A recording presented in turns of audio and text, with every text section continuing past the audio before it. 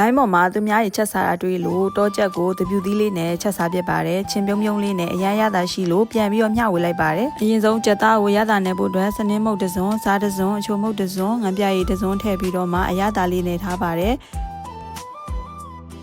တပြူသီးကိုအခုလိုမျိုးလေးဘေးကအဖက်လေးတွေကိုအရင်ခွာပြီးတော့အလဲရဥတိုင်းလေးကိုခွဲထုတ်လိုက်ပါတယ်ကျမကတော့ဒီနေ့ဗမာကြက်တစ်ကောင်လုံးကိုတပြူသီးနှလုံးသုံးထားပါတယ်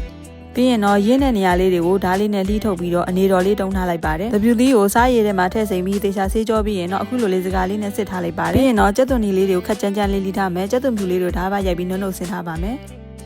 စားချက်တော့မယ်ဆိုရင်တော့ဒဲဦးတွေကိုစီထဲကြက်သွန်ဖြူနီလှီးထားတာလေးထည့်ပြီးတော့အရင်ဆုံးစီသက်ပေးပါမယ်။ပြီးရင်တော့အယောင်တင်မုတ်လေးထည့်ပြီးတော့ကြက်သွန်နီလေးတွေနွမ်းလာအထိစီသက်ပေးပါမယ်။ပြီးရင်တော့ကြက်သားလေးထည့်ပြီးတော့